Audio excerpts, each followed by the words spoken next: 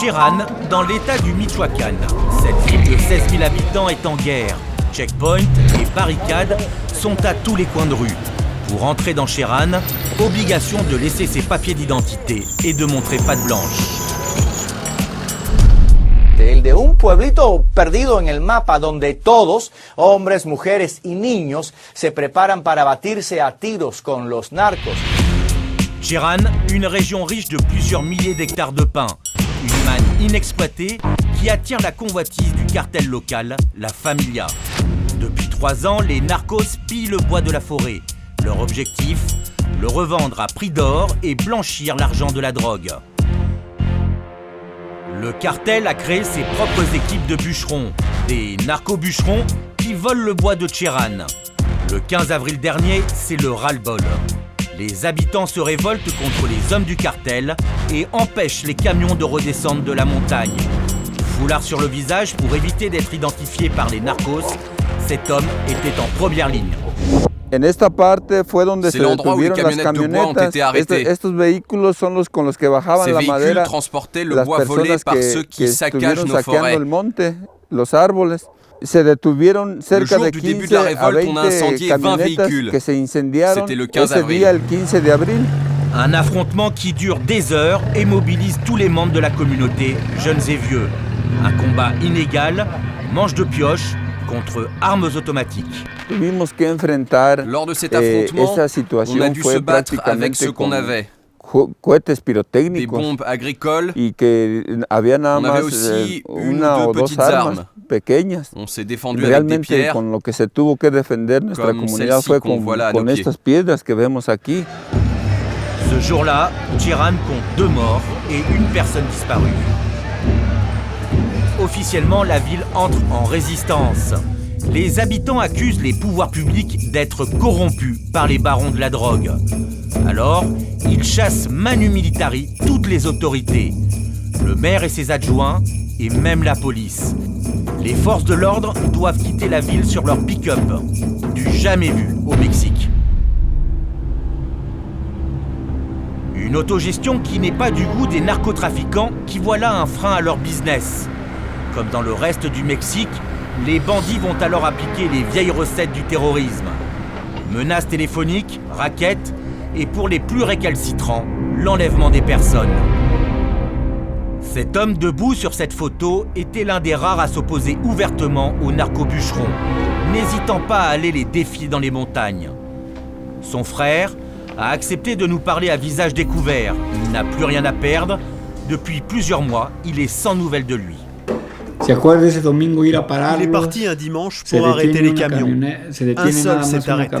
Et le chauffeur a dit à mon frère, jeudi prochain ou plus tard, tu seras mort. Et effectivement, le jeudi suivant, c'est le dernier jour où l'on a vu mon frère.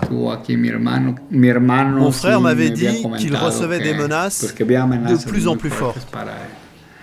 Et c'est vrai qu'il me disait toujours, ne te mêle pas de ça, laisse-moi faire.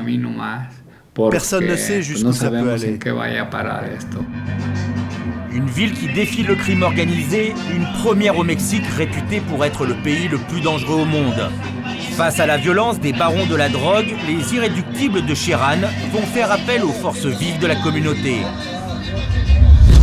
Une milice composée d'anciens militaires est créée. Sa mission, empêcher les narco-bûcherons de continuer les coupes sauvages et lutter contre les hommes armés du cartel qui les accompagnent. Depuis le début du conflit, 9 habitants de Cherán sont morts, 5 chez les narcos. Récemment, on a trouvé des piles de bois coupées. C'est vraiment dangereux de se rendre là-bas. Ils ont des guetteurs qui surveillent. Nous, on ne veut pas entrer dans cette zone, car on ne sait pas où ils se planquent. C'est vraiment dangereux. ¿Cuántos traen radio aquí?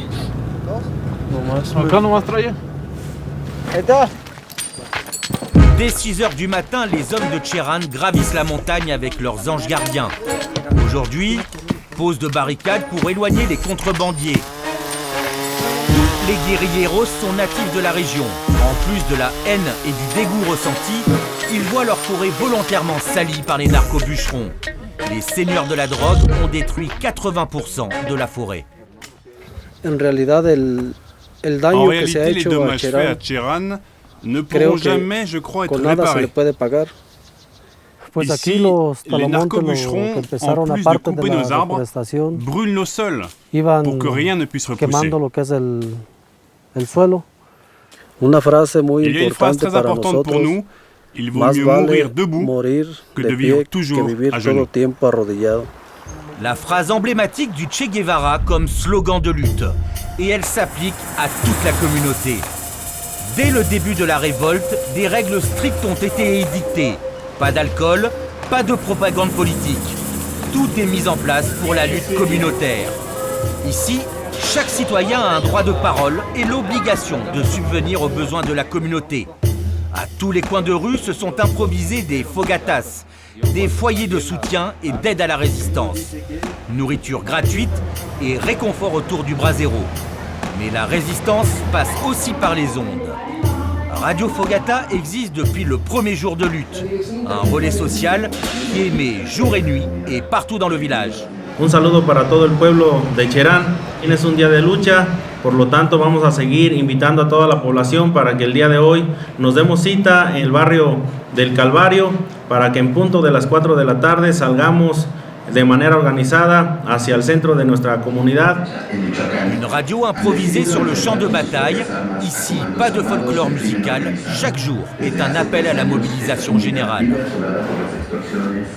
Y aquí no vamos a transmitir nous ne música diffusons pas de musique à la gloire de des narcos, narcocorridos, de no musique vamos avec a des paroles poner obscènes música comme que du tenga reggaeton, palabras tout ce type de musique obscenas, commerciale. el reggaetón, todo ese tipo de música comercial. L'activité principale La de cette actividad radio, principal de c'est esta de radio es développer la generar la conscience conciencia hacia la communautaire comunidad de de Cherán. À Cherán, seule la cause existe. Pas de chef ni de porte-parole, mais des hommes et des femmes qui se définissent comme des communards.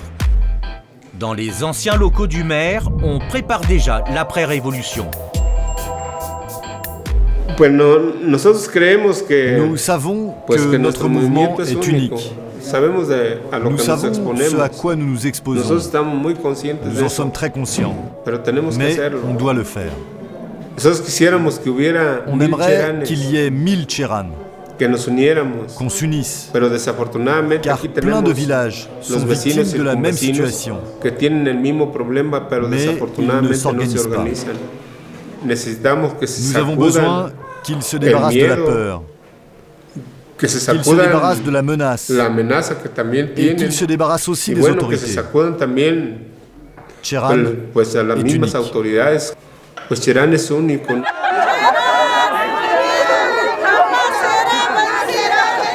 Cherán, une exception mexicaine à la corruption. Des citoyens qui veulent vivre leurs rêves, mais combien de temps pourront-ils résister à la puissance de feu d'un des cartels les plus puissants du pays ?